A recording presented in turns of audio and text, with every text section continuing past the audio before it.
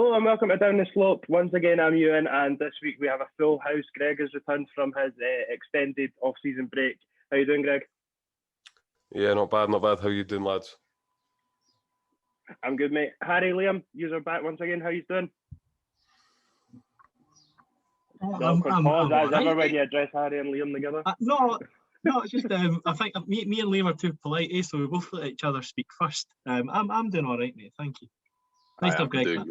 I'm doing good as well, actually. I had a wee bit of a slightly quieter weekend than the weekends of recent, so it was just 8 pints on Saturday, so my body's into kind of full detox mode now after that. Well, funny you mentioned that. So I just had my first weekend with zero alcohol consumed and zero sort of going out other than around the golf on Friday night and Sunday since the lockdown restrictions started getting lifted in May. And then today we've just been slapped with 10 days isolation because my 14-year-old sister tested positive with zero symptoms. The rest of us in the house have all tested negative. And so obviously we were in London last weekend and we just thought, you know what, we'll just get proper tests done. None of us had symptoms of that, but we just thought we'll get proper tests done just in case. And my 14-year-old sister's picked up from somewhere. She wasn't in London or that. So 10 days right up my chuff. So I kind of wish I had went out at the weekend now, but it is what it is. Harry, how was your stint on 5 Live? No, that was interesting. It was quite funny because I work in PR, so quite a few of the work colleagues listened to it like religiously, and I didn't tell anybody that I was going to be on it. So as soon as I was on it, I got like 4 messages. Were you just on 5 Live talking about how England are going to get beat 2-0? But yeah, no, it was really good. Made a friend with a Jambo, believe it or not. The Hearts guy that was on it with me was a really nice guy. We were saying potentially we could have some form of rivalry podcast against one another, similar to what we did with the preview for the semi-final. I think it could be quite fun for our summer planning. So yeah, you never know, that might materialise into something. Aye, but what I did see that he was playing on the season. I did see that 4 times. I did see he was tweeting utter shite about Hibs today though, so we'll see. Liam, how's your Liam, Greg, what weekends, what he's been up to since we were last recording? Well, Greg, what have you been up to since we last spoke to you 3 years ago? I had to take the Monday off that podcast after London. I was in a bad way. Yeah, that Saturday night in London got a bit too much for me. Can't hack at my old age. Other than that, it's been work, the occasional game of golf, and just 2 pints and 10 Morgans at the weekend. So aye, makes it quiet for me. I felt suitably grim yesterday, so lesson learned, I think not, because we'll probably be doing it again next weekend, or this weekend coming, so we'll see. You lads are in your 20s, your powers of recovery should be much fucking stronger than they are. I'm disappointed to hear all the wallowing and self-pity that's going on in this podcast. Let's put an end to this now. That's what that is. Vitamins. I swear, I mean, before we launch into a thing about hangovers and stuff, I know there is no silver bullet for hangovers, but I swear by drinking these rehydration sachets before I go to bed, I very seldom remember ever drink them, but like you get them out of boots and you literally put them into a bottle of water and drink them for them. It's basically just, what do you call them? Not Alka-Seltzer. Basically. And I 90% of the time I'm too pissed to remember to take them, but on the odd occasion when I remember to take them, I wake up on the Sunday and I'm like, I'm not too bad. My move's not like Gandhi sandals. I reckon I could go again on the Sunday, but let's say the better the better. Right, let's get into it. Hibs are back to pre-season today, so our sole focus is on Hibs. Fuck Scotland. That was a good laugh while it lasted. One thing, training kit, blue or purple? Purple. 100% purple. And whoever says differently really needs to go and have a second look or go to the opticians, because there's no way that's blue. I thought it was white and gold. I'm going to go indigo, just to be different, stand out for the crowd. Indigo is my colour, I think. Nah, it's definitely purple for me, but I'm sure that'll go on throughout the season. Right, so we had planned for tonight to do a sort of Hibs Euro XI in the honour of the fact that the Euros are ongoing, and obviously our next competitive game is a European qualifier against who we are not 100% sure yet until I think it's the week before the first round game gets played, so we won't have all that much notice. But David Gray, it was announced today, has hung up his boots and joined the first team coaching staff. Harry, just talk to me about David Gray and sort of everything that he sort of symbolised at Hibs over the last sort of 7 years now it's been since he signed. That's mental how long it's been, eh? He's one of those players, like the whole story about him was brilliant because he signed from Burton Albion, and then the Hibs fans didn't really want him when he first signed. And then it was one of those signings that got slated non-stop from our little wee mates across the town. Wee mates, wee gimps. And yeah, no, just everything you want in a Hibs player, like everything that Greg pounds on about every week after we've had a bad performance. You want that leader on the pitch that will give their all, even if they get beat. They've given everything in every game he did. I think it was telling in the last couple of seasons that his legs were going a bit, because I think his energy is something that made him the player that he was. The fact that he would just bomb up and down the pitch the whole game.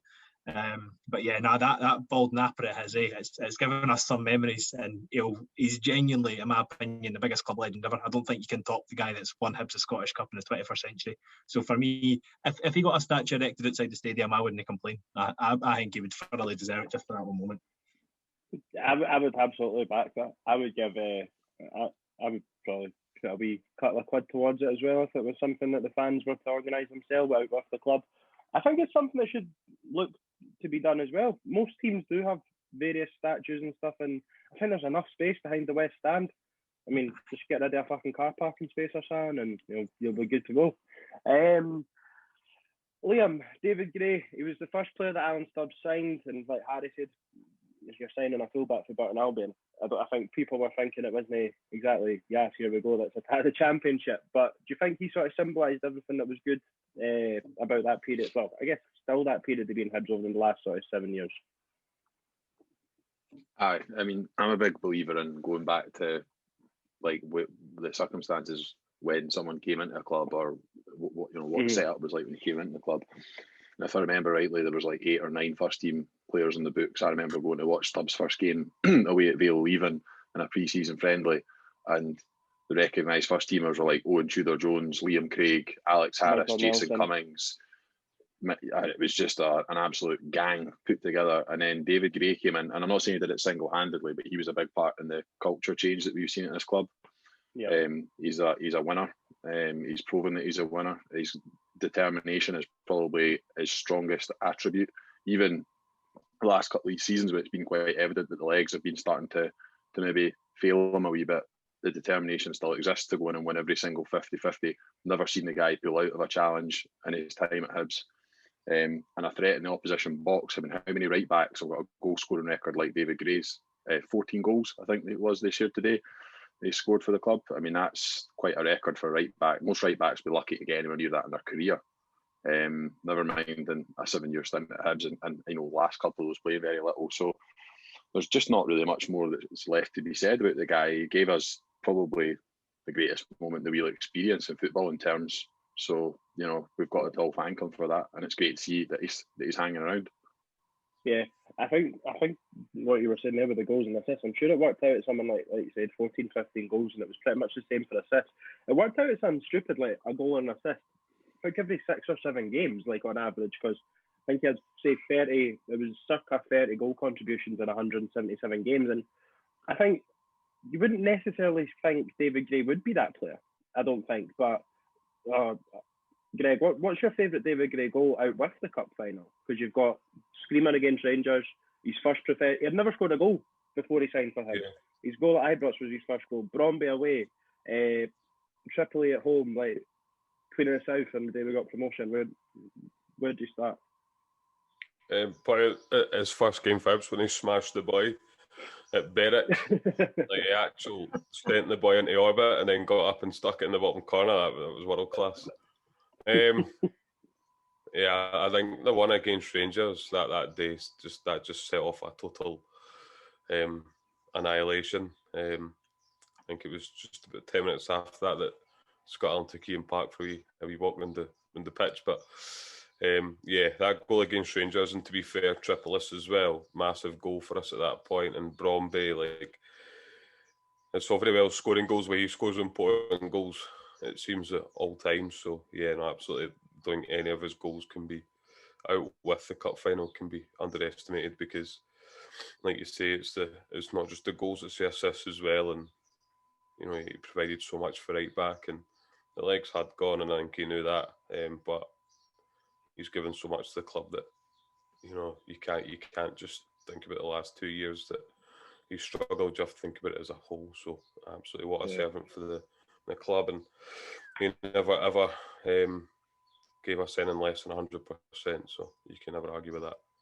Yeah, I think as well, like when you see, I know a few people that have met him and stuff through the club and that, and he seems like just one of the people you think just gets the club. But I think when you say people get the club, I think like what Liam said, you look at players like him, Stevenson, Darren McGregor when he came in, Paul Hanlon. They are the club. The club that it is now. They players have created that culture that when new players come in, they are the ones that they look up to. You see the likes of Christian Doige, Joe Newell and stuff, giving it, I guess, the standard pish on social media, but not everyone will do that. Not everyone will get that, and it's hard to obviously. It's disappointing, I guess, that we never got to give him any type of send off. Hopefully, with what Jason Leach said yesterday about plans and stuff, but we've not been very good at following plans over the last 18 months, so we'll see. But hopefully, there's full stadiums again soon, and we can give him a send off. Am I right in saying in the article there was something about arranging a testimonial or something like that? So hopefully that all goes through.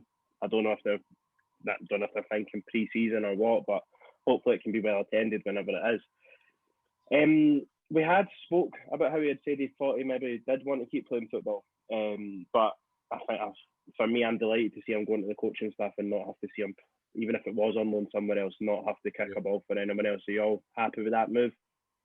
Yeah. I remember saying that a few weeks back. That'd have been too weird. Does it surprise you at all that he's went straight into the first team coaching as opposed to elsewhere in the club? You didn't go. I don't think you go from captain to the young team. To be honest, I think if you're a captain, you go straight into coaching with the same club. I think it makes perfect sense because he's already a leader. Like I think the main problem is if you retire and you're not really in that position, it can be weird. But he's obviously one of the vocal leaders in the team, so it makes sense for me. I think for me, I think that there's been an opening there, hasn't there? Because we were reportedly Grant Murray, talks with Liam Fox. Grant Murray's obviously moved on, so there's a position vacant there. So I think it makes sense. I think the fact that he's in and around the first team as well does mean that it makes sense as well as there being an opening. But it's I don't get too hung up with these things, but it's a third defender, isn't it, in the sort of first team coaching setup. So you got Jack Ross, John Potter, and David Gray in charge of first team duties. We'd like to see maybe a bit of emphasis put on a slightly more kind of attacking minded coach potentially to help with creativity, etc. But we'll see. That might not be as done in terms of the first team coaching department. Yeah, be interesting. So hypothetical situation: Jack Ross leads Hibs to the Champions League in 2 seasons' time. He moves on. David Gray has served his time as first team coach, becomes Hibs manager. Darren McGregor's finally hung up the boots. He goes in as assistant manager. Everything's rosy in the garden. But no, look, I think we could sit and talk about David Gray forever, and I think everyone would be quite happy to sit and listen to us talk about David Gray. But I think we would just go round and round in circles as well, because you can't. I don't think anyone can do him justice, and let's be honest, for what he's done for the club. And like Liam said, I don't think anyone will ever experience that euphoria that we did that day in May 2016. So let's move on to what we thought was going to take the full podcast. Hibs Euro XI. So quick brief down of the rules. Each of us have picked starting 11. You're only allowed one player from each European country. I think all of us, I think Greg's got a Scottish player in there. I don't know if Harry does, but you're allowed a Scottish player, you're allowed an English player, a Welsh player, and we're basically going off of how UEFA see it. So Northern Ireland. If you want Israel, they're in Europe, even though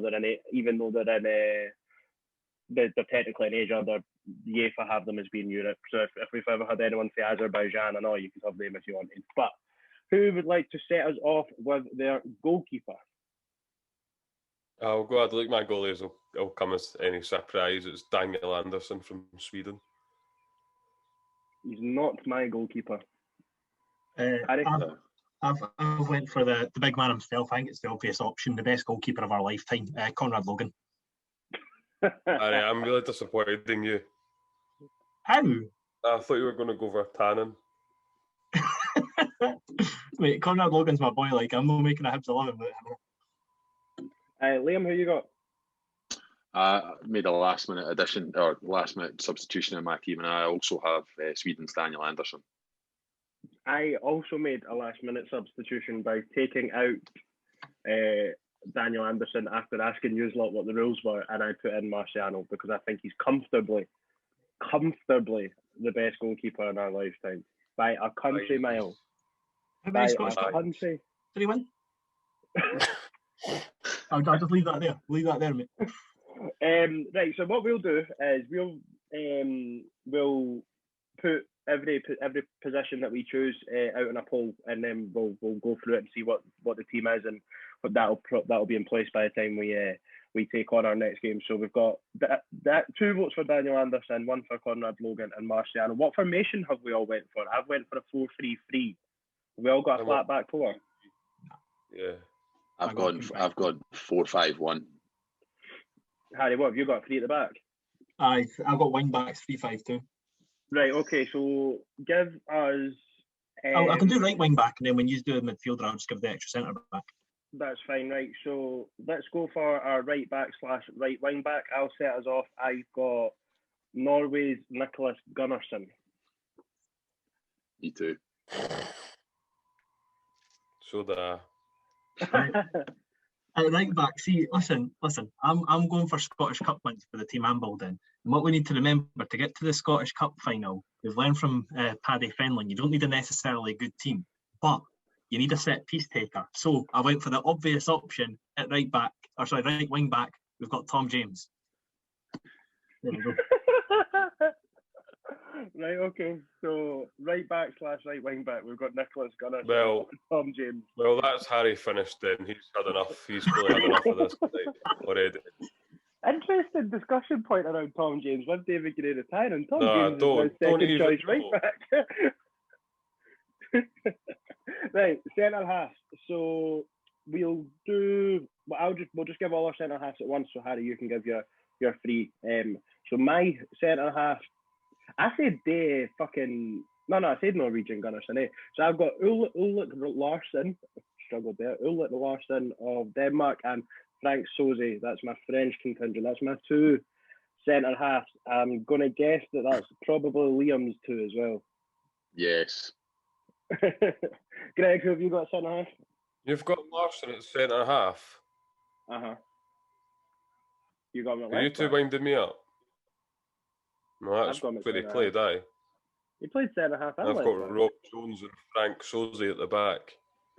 Nice. Right, Harry, who's your 3 centre halves?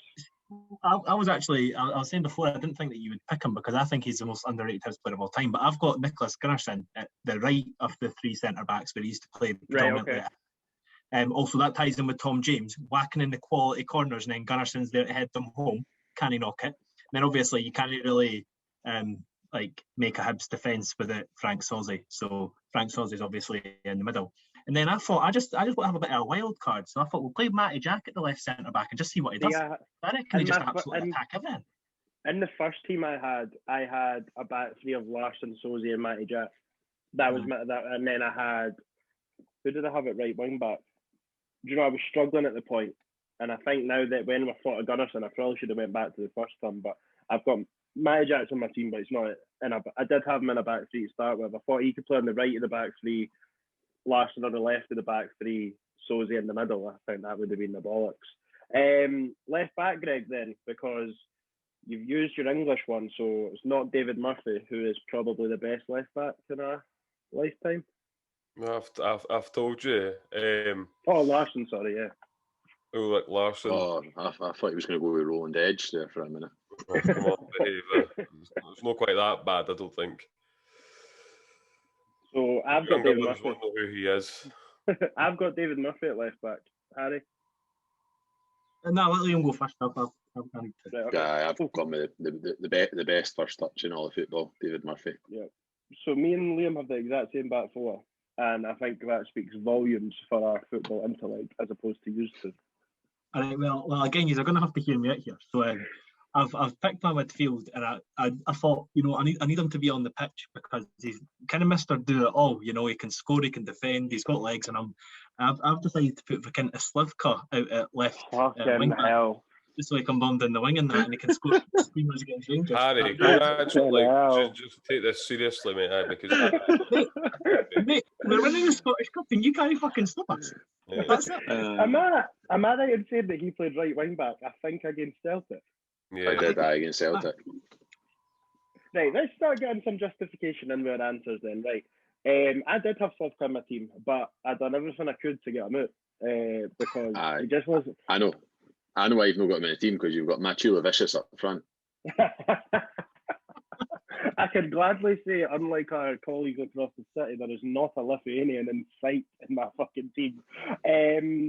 So, how are we setting up our midfield? I've got 2 sitters and then a sort of number 10 and as my central three. Harry, what have you got? And as your sort of three in the middle of the park in terms of layout? Am I missing a play? Oh no, I've written I think I've confused myself. Wait, you might have to. You said you were 3-5-2. I'm 3-5-2, but I've missed it a central midfielder. Come back to Just get a left back. I got confused. You Right. still on. I'll be back in a second. Greg, how have you set up your midfield? Right, so I've gone for 1 holding, and 2 just in front. And Liam, you've got a flat 4, right? I'm the same. Nah, I've got holding midfielder, two box to box central mids, and I've got a right and a left winger. Right, okay, right. So my first of the 2 sort of number 6s, I guess, is Matty Jack. Yeah, I've got We all got Matty Jack in there. Harry, you've already got Matty Jack. Probably got some centre half. weird and wonderful player in there. We'll let Harry keep on thinking about his other centre mid, so we'll move on to the second one so Harry can give us his first one. Harry, who's your first central midfielder? My first central midfielder, of course, I'm going to put him in. He's going to just sit there and destroy everything. Him and Matty Jack are going to be best mates. I've got Papa Gogic in there. What a guy. Me too. He's my other holding midfielder. I'm not letting fucking nay cunt through my midfield. And just a wee plug, go and listen to our Matty Jack interview if you haven't already. It was very, very, very good. If I do blow our own trumpet, what a guy. And if you're ever in Germany, head over to his Irish bar. You do. He does talk about it in the podcast. So Greg, I didn't think you'd have Gogic. So who is your second midfielder? Vikinta Slivka. Fuck off, man. I knew you'd have Slivka in here, man. No, he's fucking terrible. So bad. I've got Gogic in there, my pal. So Gogic I'll not take any lessons off you, mate. All right. Has Gogic scored a 25-yarder at Ibrox? No, I don't think so. We'll be quiet then. Move on. I put Gogic Don't start in my coming team. for my pal. I put Gogic in my team to get Slivka out. Slivka made my that's bench. just pathetic, innit? You, Slivka Jack made my- Ross over there, shut up. So Well, negative. speaking of Jack Ross, Liam, what have you got? So I've got Matty Jack sitting in the 2 in front of him. I've got 2 absolute ballers. One is Hungary's Dennis Rosa. Okay, yep. He comes. He's my number 10. Dennis Ross is my sort of attacking of the 3. Given the free role, you can't just be having loads of dodgy midfielders if you're going to give someone that free role. I mean, what stands out? Greg, do you have Dennis Ross in there? Does he make up your midfield? I do, because he's an absolute player, a bit like Slivka. So I would say Rosa just edges the ability, but 2 absolute ballers in the midfield. What's your overriding thoughts with Rosa and a Hibs top? He's only made 12 league appearances because obviously it was January he signed in and he was only there until the summer. He was really good though in that sort of second half of that season under Pat Line. I was really impressed and was quite disappointed when he left by all accounts. Yeah, I thought he was very good, to be fair, but I think you could see early on we weren't going to keep him. But Had he'd just been at Wolves, right? I think there might have been a club in between, but He went to some lower league rubbish on loan and didn't do it, and then he came to us, and then I think he went back to Ferencváros, who are a big club in Hungary. I wouldn't class myself as an expert on Hungarian football, but they are kind of the big club in Hungary. I think he's made a number of international appearances. He was a lovely kind of balanced footballer that just seemed to pick up the ball in pockets of space. But I think a lot of maybe the reason why we didn't keep him was financial, but I think also that Mixu team was not a classic Hibs team, and there were a lot of players who were just not on the same wavelength as him at all. Yeah, it's very functional, wasn't it? That's a very sixth place.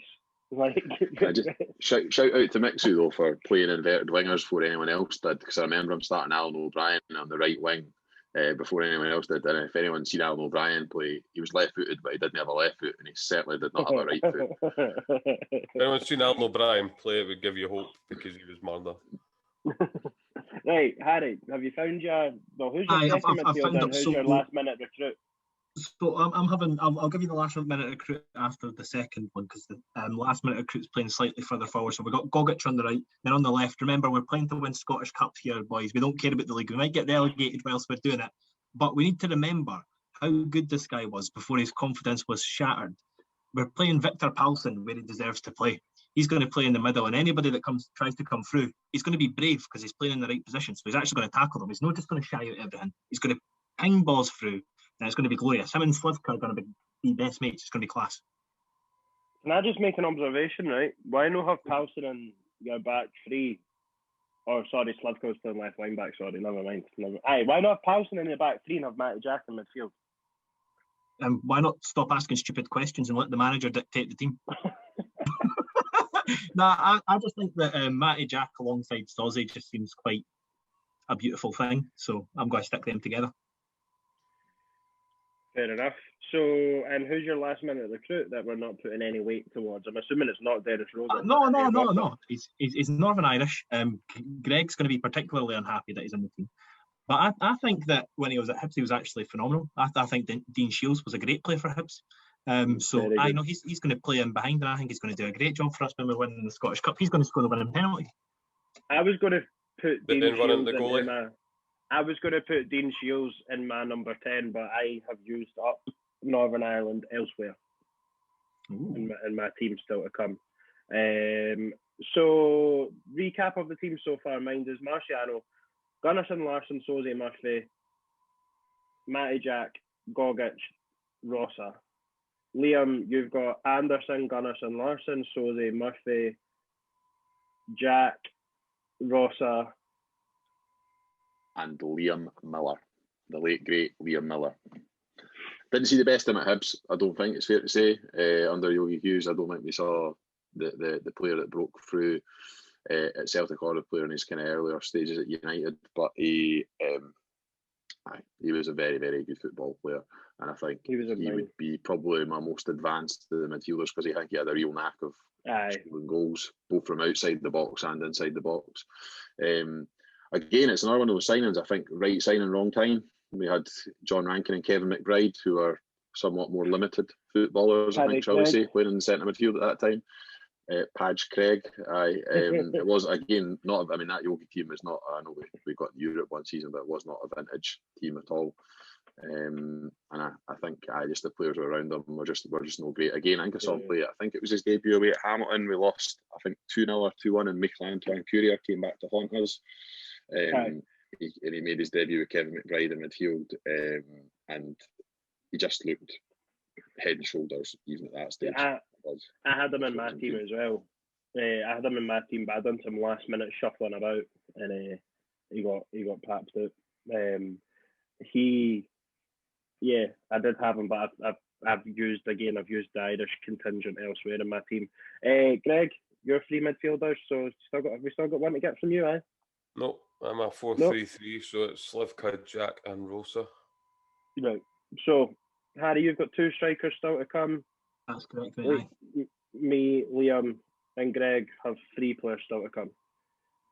Would you like to start on the right or the left of your front three?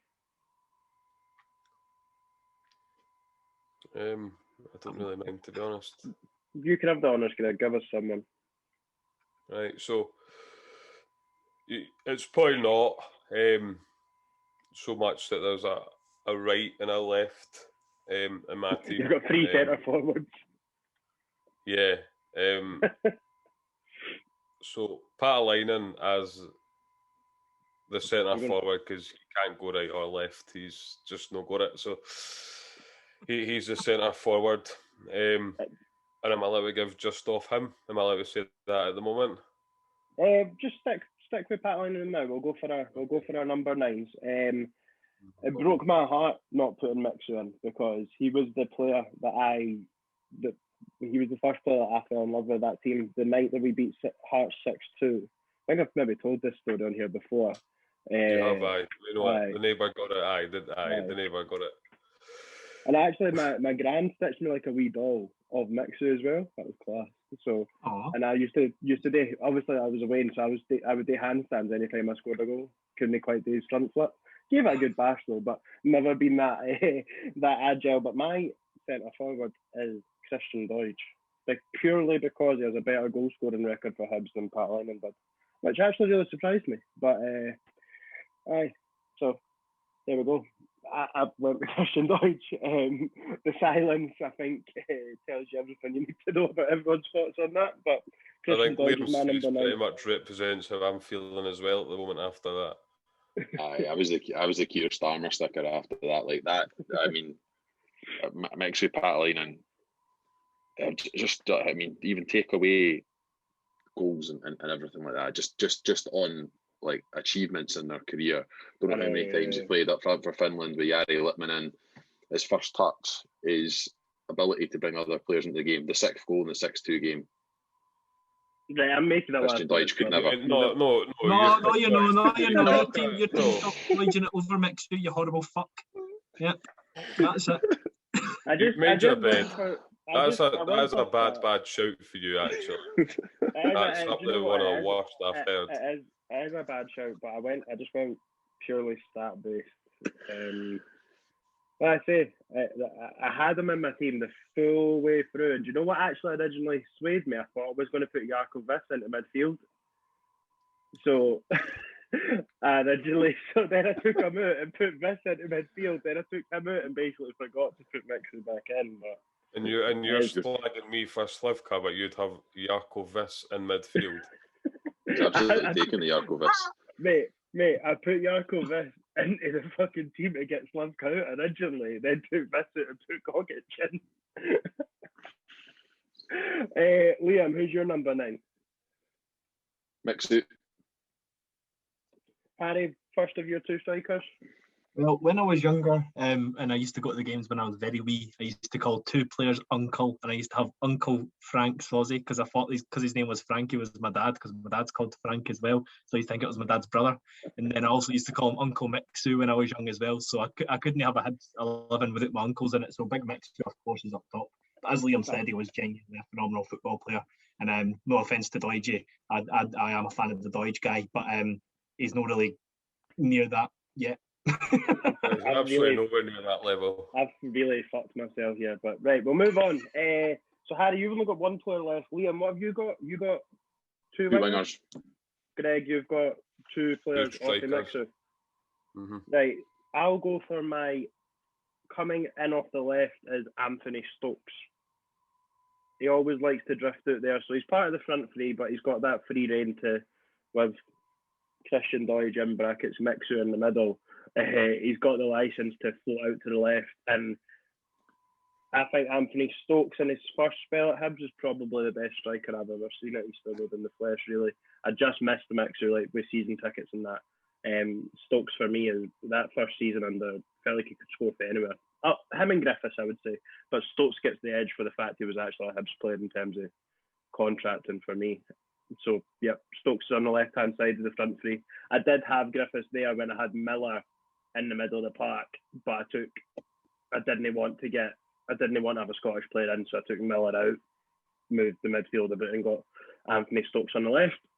Greg, who's your first off of Mixu? Also Anthony Stokes, actually. So I'll allow you that one.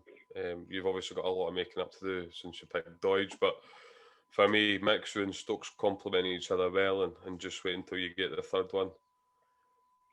Liam, I'm intrigued because obviously you've got 2 still to come here, and you've already, you've already used your quota of Ireland. So Anthony Stokes isn't there. Who's the first one that you've got playing off or slightly wide of Mixu? me being the plastic paddy that I am, I probably could have picked 11 Irish players to go into this team, but unfortunately, that wasn't to be. So the one I've got in the left wing is another guy who had a very short, fleeting spell at Hibs. Who a game I don't think we really saw the best of him, but went on to do decent things. I thought was actually decent at times here. Is Ricardo Vaz-Tê. He made your team. I mean, do you know what? Should have scored a derby winner. Really? As per fucking usual, we are quite better, eh? It's always the ref's fault. He played. Do you know what I remember about Vaz-Tê? The mint kit. I don't even know if he ever played in it, but I had it in long sleeve with Vaz-Tê 8 on the back. Oh, Jesus fuck. Harry, Anthony Stokes, Vaz-Tê, either of them make up your front two? Aye, well, I'm kind of gutted because I had the big grand reveal. I was going to go on a big spiel about Vaz-Tê, but he's the last guy on my team. Thanks, Liam, for popping my bubble there. Give us the spiel. No, I was just going to go on about how he scored a class goal against Hearts, and in theory is a living legend if referees knew how to blow their whistle when players are hauled to the ground for against their will. But yeah, no, shocking referee decision took away his legacy at Hibs, which is a shame, because was it not the very next season, or was it 2 seasons later he then got West Ham to the Premier League? Yeah, 2 years later. Or was it the next season? He went 6 months at Barnsley. No, he done a season at Barnsley. I think he done a season at maybe even a year and a half at Barnsley, absolutely tearing it up. Then he signed for West Ham in the January after they'd just been relegated, then scored the winner in the Championship final. He done all right for them in the Premier League, I'm sure, as well, didn't he? I think he I think they got like 5 goals or something, which is quite good going, to be fair, for a lower half team. But I thought he was I thought in terms of Scottish football, he was a very well-rounded striker. I thought he was quite good on the ball. He was an actual finisher, in my opinion. That was the only goal he scored, though. That was the only goal he scored. That was the only goal he scored against Hearts. That sort of played against him for me and my team as well. That was the only you know what I'm going to say about that goal that we conceded anyway. So should have defended it better. It should have been defended better for me. But, so Harry, give us the full wrap up of your team, because that's all 11 of your players. Should we not do full wrap ups after everybody's done their team? Well, if you want. You're the host. I'll do. All right. So in goals we've got the lovable Conrad Logan. Then we've got a back three of Nicholas Gunnarsson, Legod, and Matty Jack. Right wing back, we've got Tom James. In the middle at the back, we've got Gogic and Palsson. And then left wing back, we've got Vikinta Slivka. And then in the hole behind the two attackers is Dean Shields. And up top is Mixu, and playing off Mixu is the lovely Ricardo Vaz-Tê. Right. And that is your Scottish Cup winners 2022.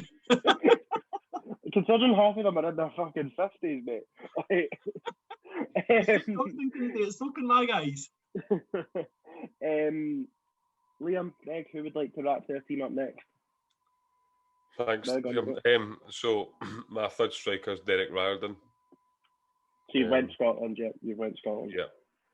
That was only Scotland. Obviously, the only Scottish player that made that. I know that you didn't have any, but I don't think you can really deny him a place in that side. Like, the things he could do with football were incredible, especially after a night out.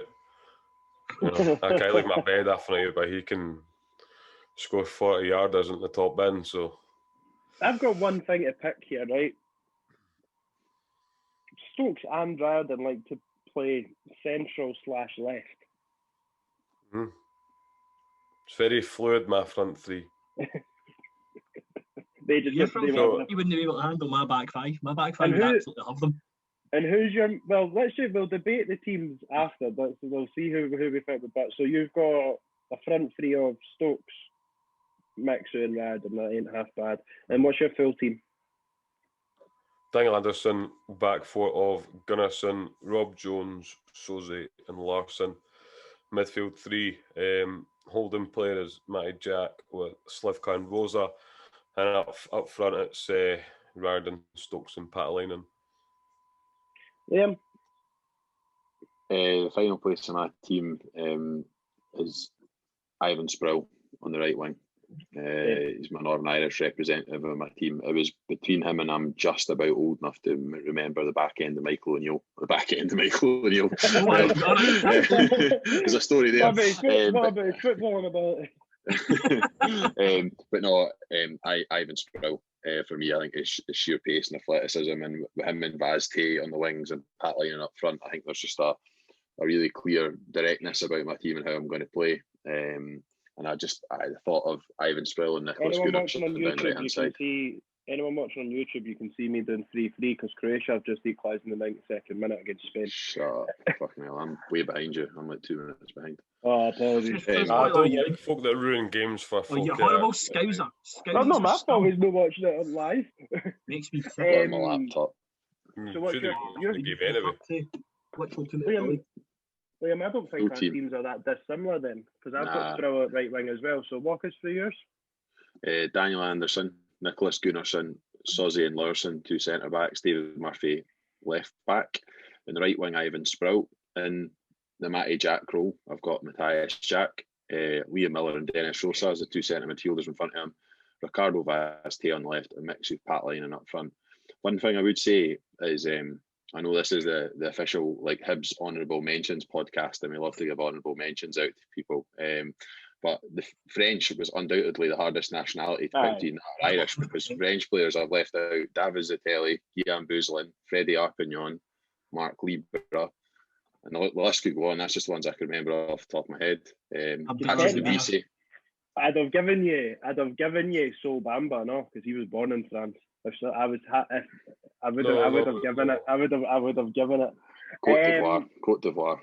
My team is Marciano, same back four as Liam, Gunnarsson, Laursen, Sozzy, Murphy, Alex Gogic in the Matty Jack role, Matty Jack in the Alex Gogic role, Dennis Rosa being allowed to do whatever the fuck he wants, Sproul on the right, Stokes tight off the left with David Murphy bombing down the left-hand side pass beyond him, giving him the width, and Christian Deutsch up front. I also managed to make a bench of different nationalities and all. So Daniel Anderson is the backup keeper, Paco Luna for Spain, Mixu for Finland, Shelton Martis for Netherlands, but he did play for a different international team. Netherlands Antilles, mate. That's not Europe. Netherlands Antilles is somewhere in the Caribbean. Oh, that's my bad. Well, who else did I have? Philip Morais for Portugal, Slivka, and I was really hoping this guy's name would appear, and I had him in my team for a long time to fuck off Harry, but Stefano Mionga for Belgium. that is horrific. If he was in the starting 11, I would have genuinely handed in my resignation for this podcast. I would have found it funny in the slightest. So that was just for the that was just plucking players from nations that I hadn't yet picked. Right. So who is confident that their team, if they were doing like a group stage, who thinks? I think Harry's team's finishing last. I think you're delusional. I think you reckon that St Johnstone would have done shite this year.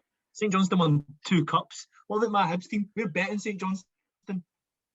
Fucking our Hibs team's better than St Johnstone. The current Hibs team's better than St Johnstone. Look at my team set up. How are you going to score against that team? Mate, you've got Tom James going down your left hand side with Slivka.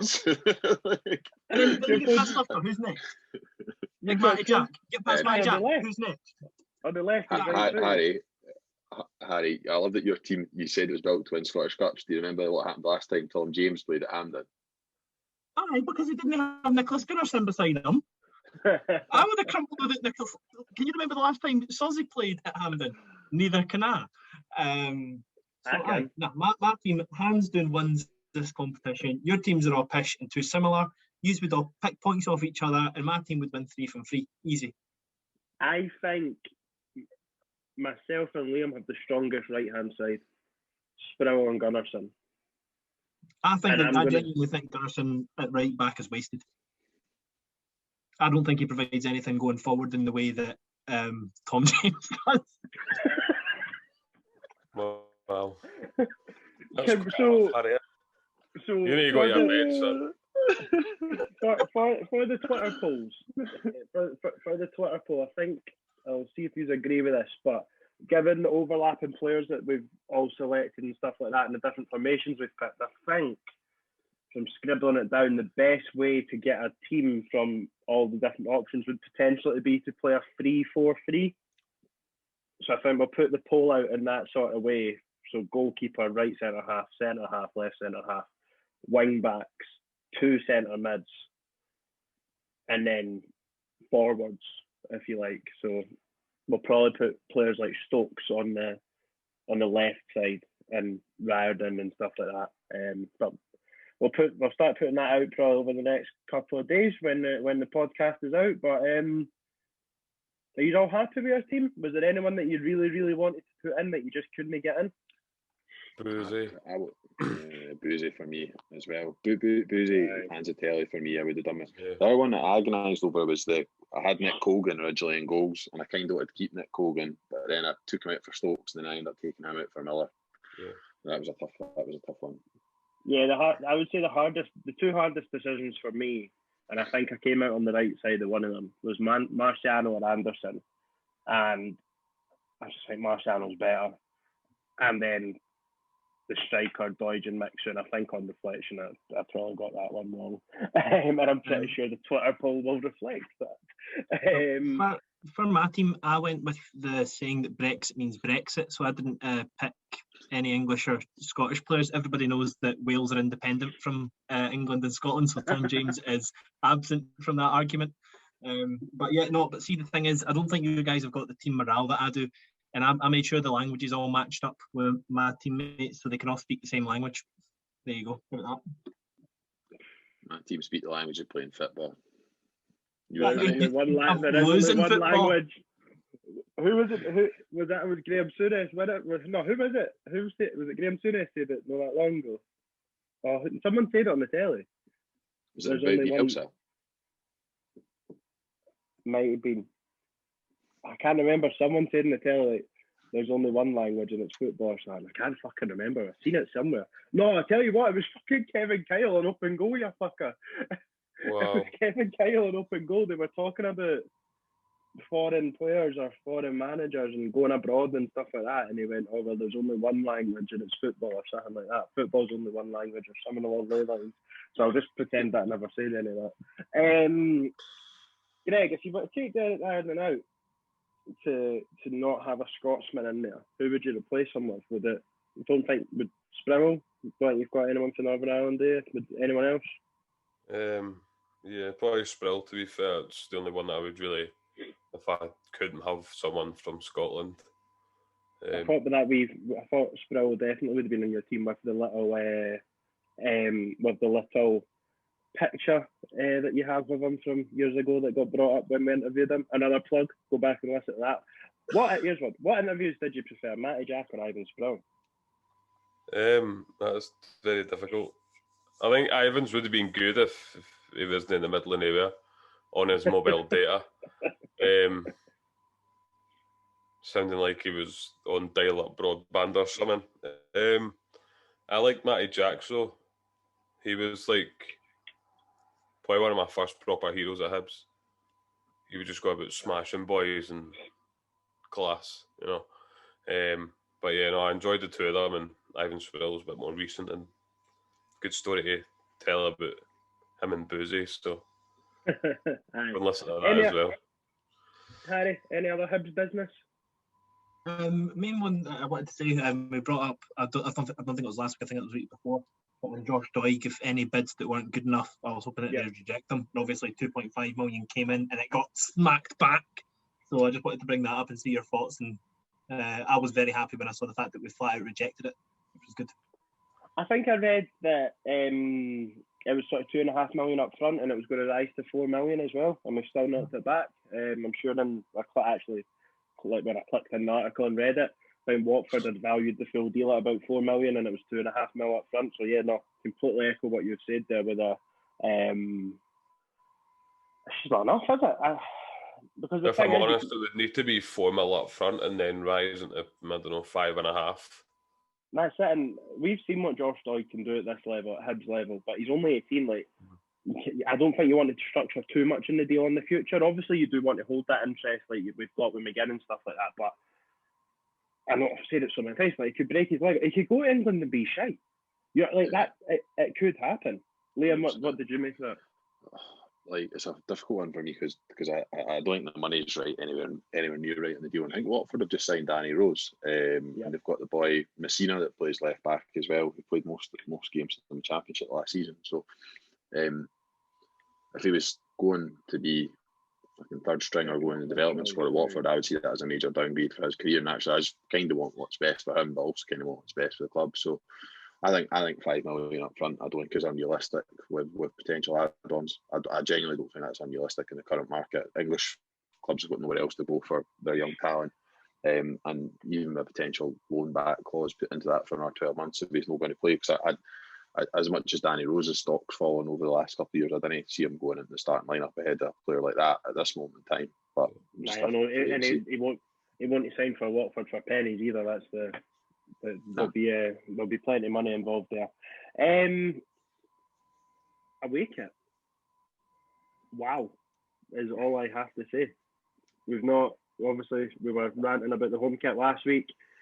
Greg, is it enough to get you interested in potentially for the first time in donkey's years buying a kit? I usually buy shorts instead of the tops, and the shorts are quite nice. Maybe I will buy the top, I don't know. But I'm guessing we'll be bringing a third kit out. Yes, Greg McEwen did. I think he said on Twitter that that's two of them. Obviously, with the Shellick, we can't play against them in the two kits we've got at the moment, so it would have that. Yeah, I think there'll be a third kit coming out, I would imagine. I like what Joe have done with the kits. They're very nice. They're different to what we've had in recent years. So I'm a massive fan of them, to be honest. I love them both. I think I'm giving the edge to the away one. Obviously, we ran the poll, and I think the away one got 51%. There was like 250 odd votes on the poll, and the away kit got 51% of the votes. So that tells you just how good the two kits are. Liam, Harry, which one got your vote? For me, I like the away kit, but I love the home kit. I just don't really understand. Like, I get it's a nice kit, but I don't really get the hype for the away kit that much. For me, it's a nice kit. I don't think it's groundbreaking. I don't think it's nearly as nice as ones that we used to have in the 90s.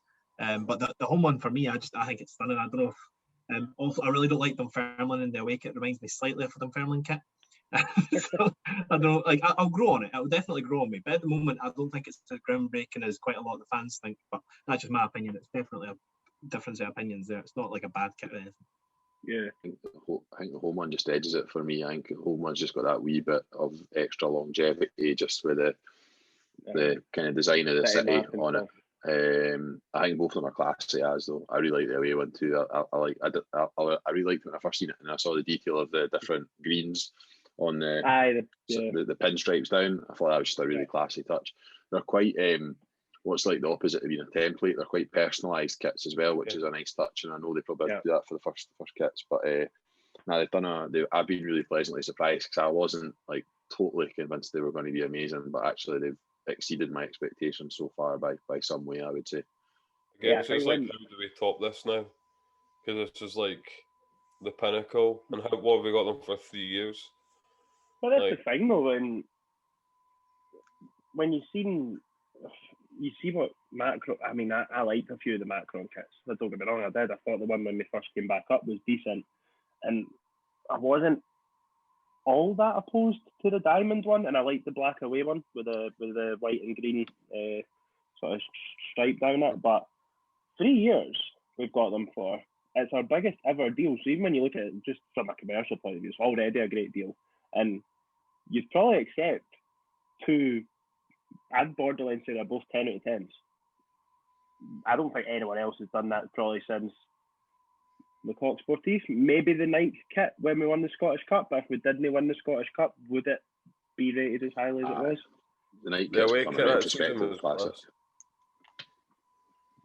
Do you think that was? Do you think even without the cup, it would be regarded as good a kit as it was? I think it was nice. I liked the collar, and I really liked the away kit that season as well. I like the purple away kit. It would be put in the file of that was really nice, but the team were shite.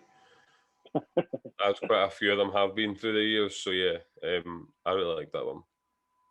Right, cool. No Harry's High quiz this week. I guess the one final point. Any preference? Is it Andorra or Gibraltar? Is it No arse any at all. As long as they're on the green list, who cares?